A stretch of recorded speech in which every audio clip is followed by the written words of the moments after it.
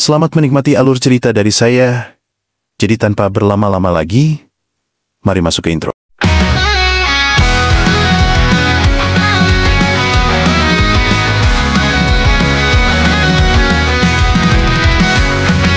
Aman buat kisah membara, alur hadir bawa cerita, petualangan penuh warna, bersama kita jelajahi dunia.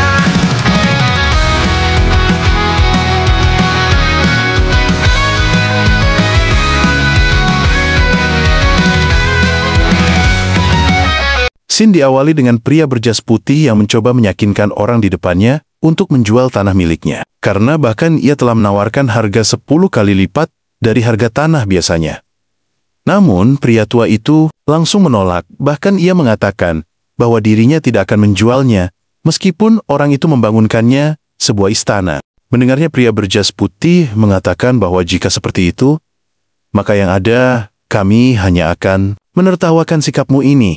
Dan apakah kau pikir akan ada yang peduli jika kau mati dalam kondisi seperti ini? Ujarnya, yang ternyata adalah seorang pengusaha yang bernama Dwarf Powell. Namun, pria tua itu tidak peduli, dan hal itu bukanlah urusanmu. Ujarnya, yang ternyata adalah seorang herbalis bernama Ivan. Mendengarnya, Dwarf Powell masih mencoba untuk membujuknya dengan mengatakan, "Ayolah, kami mengatakan ini juga demi kebaikanmu sendiri, jadi jual saja tanahnya. Dan nikmati masa-masa tuamu dengan indah, dan begitu pabrik-pabrik mulai bermunculan di sekitar sini, nilai tanah ini pasti akan anjlok." Namun sayangnya dengan wajah yang mulai kesal, Ivan mengatakan bahwa selama dirinya masih berada di sini, maka tidak ada satupun izin pembangunan yang akan disetujui. Mendengarnya, Dwarf pun tersenyum, lalu meminta kepada anak buahnya untuk segera pergi dari sana. Namun, saat ia ingin pergi, ia mengatakan, "Maaf, sepertinya aku tidak sengaja menginjak tanaman saat perjalanan ke sini. Jadi, aku akan menggantinya. Dengan ini saja ya," ujarnya, sembari menjatuhkan segepok uang dan langsung pergi begitu saja dari sana. Namun saat mereka mulai menjauh, si Dwarf bertanya kepada salah satu anak buahnya, "Hei, bukankah bocah-bocah tadi menggunakan jubah dari White Tower? Jadi apa yang sebenarnya White Tower ingin lakukan di sini?" Anak buahnya mengira bahwa mungkin saja mereka sedang mencari tanaman herbal. Karena bukankah akhir-akhir ini mereka membuat kesepakatan tentang pembuatan vaksin? Mendengarnya, Dwarf bertanya, memangnya berapa banyak uang yang berhasil mereka hasilkan hanya dari pembuatan vaksin? Namun anak buahnya memintanya untuk melihatnya sendiri di koran, karena sebenarnya White Tower mendapatkan hasil yang cukup besar. Lalu setelah Dwarf membacanya seketika, ia pun langsung memukul kepala anak buahnya menggunakan koran dan berkata, "Hei, kenapa kau tidak memberitahuku tentang ini lebih awal?" Lalu, sembari menggigit jarinya, Dwarf berujar di dalam hati, "Aduh, bagaimana jika Pak Tua itu mendapat backingan dari White Tower? Bisa-bisa dia akan terus-menerus menolak untuk menjual tanahnya dalam waktu yang lama. Enggak. Ini tidak boleh terjadi. Ditambah lagi, aku sudah hampir tidak bisa membayar bunga pinjaman." Lalu ia pun bertanya kepada anak buahnya, "Apakah kau ingat dengan para mercenary yang sebelumnya, dan bisakah kau menyewa jasa mereka untuk malam ini?" Mendengarnya, anak buahnya balik bertanya, "Memangnya pekerjaan seperti apa yang Anda inginkan?" Dwarf menjawab, "Hei, memangnya apa lagi? Bukankah sudah jelas?" Namun anak buahnya mencoba memperingatinya karena Pak Tua itu telah dilindungi oleh negara. Namun hal itu malah membuat Dwarf kesal dan memintanya untuk mengikuti saja apa yang ia perintahkan.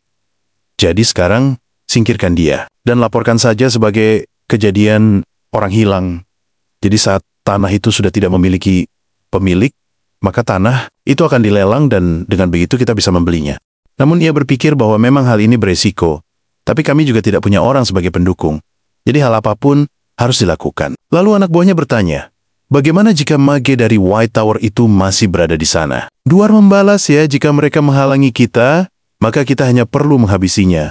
Mendengarnya, anak buahnya bertanya, "Tapi kalau 4 Great Magic Tower ikut terlibat, bukankah ini akan menjadi kekacauan yang cukup besar? Dan Pak Tua Ivan itu..." Namun sembari menghela nafas, Dwarf Powell mengatakan, "Hei, memangnya hal itu akan terjadi ditambah 4 Great Magic Tower? Itu sudah menjadi sekedar sejarah sekarang. Apalagi White Tower juga sudah lama mengalami kejatuhan." Lalu scene berpindah ke malam harinya. Terlihat Frank dan Oscar yang sedang bersantai sembari melihat bulan. Kemudian sembari berbaring, Frank mengatakan, "Wah, Pak Tua, herbalis itu memang orang yang baik. Karena bahkan dia membiarkan kita tetap tinggal meskipun hari sudah malam, ditambah lagi dia juga memberikan kita makanan. Oscar membenarkannya dan ia mengingat beberapa waktu sebelumnya saat Pak Tua Ivan meminta mereka untuk bermalam di tempatnya, karena berbahaya jika kembali sekarang. Namun, Frank yang merasa tidak percaya, mencoba bertanya, apakah yang ia katakan benar? Ivan membenarkannya, dan meskipun White Tower sudah jatuh, tapi kesetiaan harus tetap dijaga. Mendengarnya membuat Oscar kebingungan, karena kenapa? Ivan membicarakan tentang kesetiaan kepada White Tower, namun Frank yang lebih penasaran dengan orang-orang sebelumnya pun bertanya, sebenarnya orang yang menggunakan mobil tadi siapa? Ivan menjelaskan, orang gila itu adalah Dwarf Powell, orang yang tidak akan pernah berhenti untuk mendapatkan apa yang ia inginkan, bahkan jika harus melakukan penculikan, pemerasan bahkan sampai pembunuhan. Dan sejak 3 tahun yang lalu, dia sudah membeli tanah seperti orang gila, hingga berhasil mengambil semua tanah, kecuali tanah milikku. Hal itu juga yang membuat banyak herbalis yang meninggalkan Shirin atau hilang, hingga sampai sekarang belum kembali.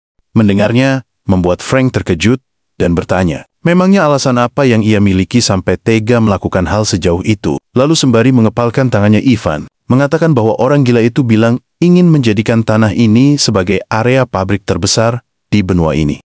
Lalu Oscar bertanya, bagaimana Anda bisa bertahan selama ini dari orang itu? Ivan mengatakan bahwa orang itu tidak bisa menyentuhku. Dan meskipun hal itu terjadi, orang itulah yang akan dirugikan. Karena pada dasarnya, aku adalah harta nasional yang hidup dan bergerak di dalam bidang budidaya tanaman herbal. Mendengarnya Frank menyimpulkan bahwa berarti Anda sekarang berada di bawah perlindungan dari kekaisaran. Ivan membenarkannya dan itulah satu-satunya alasan dirinya bisa bertahan selama ini. Namun, Oscar yang kebingungan bertanya, kenapa Anda tidak menjual saja tanah ini? Karena bukankah Anda akan mendapatkan banyak sekali uang? Jadi apa alasan Anda tidak ingin menjualnya? Ivan membalas, ya kau sedang menanyakan hal yang sudah sangat jelas, nak. Namun saat Oscar masih kebingungan, Ivan menjelaskan bahwa dirinya sudah sangat menyayangi tanah ini karena tempat ini sudah jadi rumahku sejak aku lahir dan hal itu akan terus terjadi sampai pada hari aku mati. Lalu scene berpindah ke waktu sekarang, terlihat Frank yang tertawa ketika mengingat Pak Tua itu. Langsung malu-malu setelah mengatakan bahwa dirinya mencintai tanah ini. Bahkan dia sampai langsung masuk ke rumahnya. Dan lihatlah bintang-bintang itu yang bersinar terang di sana hingga membuatku merasa iri. Mendengarnya Oscar bertanya memangnya apa yang membuatmu iri? Lalu sembari tertawa Frank mengatakan, ya tidak ada sih, hanya saja bagaimana ya jika aku menjalani kehidupan yang bersinar seperti itu? Dan bukankah jenius sepertimu bisa memahami maksudku? Namun Oscar mengatakan bahwa bukankah kau juga cukup berbakat? Tapi Frank menganggap bahwa hal yang diucapkan Oscar hanyalah untuk menghormatinya. Tapi meskipun begitu, terima kasih. Oscar membalas, maksudku bukan begitu. Bukankah kau tahu aku adalah orang yang tidak suka memuji orang lain? Namun Oscar berujar di dalam hati. Ya meskipun aku masih tidak mengerti kenapa Oscar Crushin menyebut Frank sebagai masalah, dan Oscar mengatakan, ya dulu kita bahkan bisa melihat bintang-bintang itu dari pusat kota Shirin. Tapi sekarang lampu jalanan menyala dengan terang, yang membuat sulit untuk melihat bintang di malam hari, tapi rasa tidak nyaman saat itu memang terasa menyenangkan. Ujarnya sembari mengingat momen-momen bersama murid-muridnya. Mendengarnya, Frank mengatakan, apa yang kau maksud dulu? Bukankah umurmu saja tidak lebih tua dariku? Dan apakah menurutmu industri herbal Shirin bisa kembali bangkit? Oscar membalas, ya itu bukanlah hal yang mustahil dan kita akan tahu lebih banyak setelah berbicara dengan Tuan Ivan besok. Namun tiba-tiba saja Oscar merasakan sesuatu yang langsung membuatnya menoleh. Melihat Oscar yang bertingkah aneh membuat Frank bertanya kepadanya, apa yang sebenarnya terjadi? Apakah kau sedang melihat hantu? Namun Oscar mengatakan bahwa bukan hantu tapi ia merasakan ada 4 orang yang datang ke sini. Tapi Frank merasa tidak percaya karena dirinya bahkan tidak merasakan apapun. Namun Oscar yang mendengar Frank bahkan tidak bisa merasakannya. Ia menyimpulkan bahwa orang-orang itu cukup ahli dalam menyembunyikan keberadaannya, yang berarti tujuan mereka bukanlah hanya untuk mengobrol dengan ramah. Lalu sembari meminta Frank untuk bangun, Oscar memintanya untuk bersiap, karena sepertinya ada beberapa orang yang harus kita sambit. Lalu terlihat seseorang yang sedang memakan permen karet, dan orang itu berkata, hei, apa sekarang kau berubah pikiran? Karena sebelumnya saat aku menawarimu untuk menghabisi seseorang, kau bilang tidak mau. Hingga Dwarf Powell mengataimu terlalu pengecut untuk menghadapi akibatnya. Namun Pak Tua di sampingnya membalas, ya memangnya aku peduli, dan aku pasti akan pergi ke tempat uang berada. Lalu rekannya bertanya, tapi bukankah Akhir-akhir ini kita terlalu pasif, bahkan setelah kita mendapatkan bounty di daerah utara. Namun, seseorang berjubah merah meminta mereka untuk diam dan lebih fokus kepada misi ini. Dijelaskan, julukan pria berjubah merah sebagai Gunslinger Jack dan rekan-rekannya. Gunslinger Jack mengatakan bahwa mereka bilang kemungkinan ada Maje di sekitar sini. Mendengarnya, Pak Tua merasa tidak terlalu cemas, karena mengetahui bahwa Maje itu berasal dari White Tower. Jadi tidak terlalu masalah. Tapi jika mereka berasal dari Great Magic Tower lainnya, maka itu akan menjadi masalah. Tapi rekan satunya malah berharap Meiji itu ada di sini, karena ia ingin merasakan bertarung dengan para magi. Lalu ia bertanya apakah dirinya harus langsung masuk. Gunslinger Jack pun mengiyakannya. Namun sebelum si rambut hitam masuk, ia merasa suasananya sangat tenang yang membuatnya mengira bahwa Pak Tua sudah tidur. Dan saat dia memasukinya, ia merasa sedikit kecewa, karena tidak ada Maje yang ia harapkan.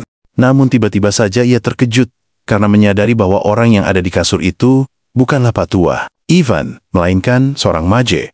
Tapi sayangnya, dia sudah terlambat untuk bisa menghindari serangan tiba-tiba itu, yang membuatnya harus tumbang hanya dengan sekali serangan dari Oscar. Dan Oscar yang baru pertama kali menggunakan skill Wind Bullet, merasa cukup puas dengan skill ciptaan Oscar Croshen yang ditulisnya di buku Basic Magic miliknya. Lalu sembari berjalan keluar, Oscar berpikir bahwa sekarang hanya tersisa 3 musuh lagi. Namun ia seketika terkejut ketika menyadari bahwa hanya ada 2 orang di depannya. Lalu Gunslinger Jack yang melihat bahwa orang yang keluar dari tempat itu bukanlah Max, bertanya di mana Max. Namun dengan santainya, Oscar membalas, tenanglah, dia sedang tidur di dalam. Jadi jangan mengganggunya. Oh ya, sebelum Max tidur, dia mengatakan ingin tidur selamanya. Mendengarnya, Pak Tua menganggap bahwa Max benar-benar menyedihkan. Padahal sudah dirinya bilang untuk tidak lengah, tapi tetap saja. Lalu Jack bertanya, di mana keberadaan dari Pak Tua Herbalis? Cepat katakan saja, dan kami tidak akan memikirkan tentang kematian rekan kami. Mendengarnya membuat Oscar berpikir bahwa orang-orang ini bersikap profesional, bahkan setelah aku mencoba memancing amarah mereka, mereka hanya menanggapinya dengan santai. Lalu Oscar mengatakan bahwa sebaiknya kalian pikirkan saja di mana lokasi Pak Tua Herbalis, karena aku tidak akan mengatakannya. Mendengar hal itu, seketika Jack menyuruh Pak Tua untuk langsung maju dan menghabisinya, yang langsung membuat Pak Tua itu menerjang maju ke arah Oscar sembari mempersiapkan senjatanya. Namun, dengan mudah, Oscar bisa menahannya menggunakan skill Windshield, dan dengan cepat, Oscar langsung maju melewati Pak Tua itu untuk bersiap menyerangnya. Namun melihat hal itu, malah membuat Pak Tua senang karena lawannya yang lumayan juga. Tapi aku yakin kau tidak tahu bahwa senjataku adalah arcane weapon yang bisa langsung terhubung ke kesadaran pemiliknya, membuatku mendapatkan kekuatan yang lebih besar dan kecepatan yang ditingkatkan. Jadi sekarang adalah akhir bagimu, nak. Namun dengan santainya, Oscar menganggap remeh hal itu dan sembari meluncurkan skill Wind Bullet, ia mengatakan bahwa dirinya merasa sedikit kecewa kepadanya. Karena hanya segitu saja yang kau bisa. Dan saat Pak Tua itu masih terkejut dengan serangan Oscar yang masih presisi, meskipun sembari menghindari serangan dadakannya, ia mencoba menahan skill itu, namun seketika senjata yang ia bangga-banggakan harus hancur begitu saja. Melihatnya, Oscar pun kembali mengejeknya, namun tiba-tiba saja ia merasakan sesuatu yang aneh, hingga seketika membuat instingnya mengatakan untuk segera mundur. Namun, Pak Tua yang tidak merasakan hal tersebut, merasa aneh karena kenapa Oscar malah mundur padahal ia yang menang. Tapi kebingungannya itu langsung terjawab ketika sebuah peluru menembus kepalanya dan terus melaju hingga menggores sedikit pipi Oscar yang padahal sudah menggunakan windshield.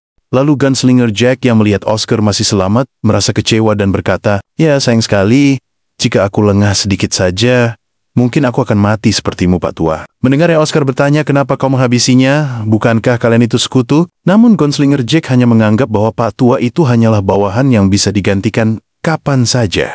Mendengar hal itu, Oscar berpikir bahwa itu memanglah sifat khas para penjahat, dan ia bertanya, sebenarnya mainan apa yang kau baru saja gunakan? Gunslinger Jack membalas, hal ini terasa sedikit menyedihkan jika kau menganggapnya sebagai mainan. Dan apakah kau tahu? Ini sangat mahal. Namun saat Gunslinger Jack sedang kembali mengisi pelurunya, Oscar mengatakan bahwa bukankah ada 3 spell yang dipasang ke dalam senjata? Itu mulai dari Acceleration, Enhancement, dan Piercing, kan? Mendengarnya, Gunslinger Jack bertanya, bagaimana bisa kau mengetahuinya? Lalu sembari membersihkan darah dari wajahnya, Oscar mengatakan bahwa dirinya mengetahui hal itu karena tidak bisa memblokir serangan barusan. Hal itu membuat Gunslinger Jack cukup kagum. Karena meskipun kau cukup sombong, tapi sepertinya yang kau katakan barusan memanglah benar. Jadi apakah kau mau bekerja untukku? Dan aku pastikan kau tidak akan menyesal dengan bayarannya. Namun, sembari berdiri Oscar mengatakan bahwa dirinya tidak akan pernah mau bergabung dengannya. Mendengarnya membuat Gunslinger Jack bertanya, "Memangnya kenapa kau tidak mau bergabung denganku?" Oscar membalas, "Ya, aku rasa kau akan menusukku dari belakang." Lalu sembari tertawa Gunslinger Jack membenarkannya, dan ia merasa sepertinya sudah tidak ada lagi yang perlu dibicarakan. Dan scene berpindah beberapa waktu setelahnya, terlihat Oscar yang sedang bersembunyi dari hujan peluru yang dilancarkan oleh Gunslinger Jack, dan sembari bersembunyi Oscar berujar di dalam hati. Ya, meskipun bersembunyi seperti ini terasa memalukan bagi seorang mantan Master Tower. Tapi mau bagaimana lagi, peluru itu lebih cepat daripada wind bullet milikku. Jadi, menghadapinya secara langsung adalah ide yang buruk. Ditambah lagi manaku yang hanya tersisa setengah, membuatku tidak bisa terus melarikan diri. Andai saja dia punya celah. Namun saat Gunslinger Jack isi ulang peluru, atau lebih tepatnya, setelah menembak 2 kali, dia selalu berhenti untuk isi ulang yang memakan waktu 1 detik,24 milidetik, dan dia akan langsung menembak lagi. Jadi sekarang ia memiliki sisa 1 peluru. Maka aku harus mengakhiri ini hanya dalam waktu 1 detik lebih 24 milidetik. Lalu dengan cepat, Oscar langsung menggunakan spell acceleration yang membuatnya bisa melaju dengan kencang ke arah Jack. Namun Jack yang menyadarinya langsung mengarahkan senjatanya dan berkata, "Akhirnya ketemu juga. Tapi meskipun kau cepat, apa kau pikir manusia biasa bisa mengalahkan senjata Trinity milikku?" ujarnya sembari menembakkan senjatanya hingga langsung menabrak windshield milik Oscar. Tapi saat ia berpikir bahwa semuanya telah berakhir, tiba-tiba saja peluru itu malah berbelok mengelilingi windshield. Dan di saat itu juga, Oscar langsung menyiapkan spell wind bulletnya. Namun Jack yang masih kebingungan dengan apa yang sebenarnya terjadi, mencoba untuk kembali mereload pelurunya. Tapi sayangnya, hal itu sudah terlambat karena Oscar yang sudah berada tepat di depannya sembari mengarahkan wind bullet ke kepalanya. Dan di saat-saat terakhir Jack bertanya, "Bagaimana bisa kau membelokkan peluruku?" Namun, sembari menghabisinya, Oscar mengatakan bahwa dirinya hanya mengetahui cara kerja senjata itu. Lalu sembari menghela napas, Oscar mencoba mencari senjata yang sebelumnya digunakan oleh Jack, dan setelah menemukannya, ia mencoba untuk mengidentifikasinya. Dan benar saja sesuai dengan dugaannya yang sebelumnya. Namun ia sangat kagum dengan pembuat senjata itu, karena bahkan senjata itu bisa membuatnya kewalahan. Tapi untungnya, hanya dengan mengurangi gesekan dan meningkatkan daya tahan wind shield lalu menghaluskan permukaan sekaligus menguatkan intinya, membuat peluru meluncur di sepanjang shield, dan bukan malah menembusnya. Ya, untungnya hal itu berjalan sesuai dugaanku. Dan jika itu gagal, justru aku yang akan terbaring di sana. Jadi setelah kembali ke White Tower, aku harus melakukan tindakan pencegahan pada weapon magic generasi selanjutnya. Ditambah lagi setelah merapal begitu banyak magic pada tubuh yang cacat ini, aku merasa sudah mencapai batas. Tapi sebelum melakukan hal itu, aku harus menyelamatkan Frank dan Ivan. Karena sebelumnya aku merasakan ada 4 orang yang datang kemari, jadi sekarang tersisa 1 lagi, karena aku sudah mengalahkan 3 orang. Jadi bertahanlah sedikit lagi Frank, lalu scene berpindah ke Frank dan Ivan yang sedang menghadapi salah satu musuh. Namun, Frank yang merasa tidak yakin bisa melawan orang itu, sembari melindungi Ivan. Ia meminta Ivan untuk pergi lebih dulu. Mendengarnya Ivan bertanya, "Lalu bagaimana denganmu?" Frank membalas, "Tenanglah, aku akan baik-baik saja. Dan aku ini cukup kuat, tapi sebaliknya aku tidak bisa bertarung dengan tenang, karena ada kau di sini. Jadi pergilah dulu, dan aku akan segera menyusul." Memahaminya, Ivan pun pergi sembari meminta Frank untuk lebih berhati-hati.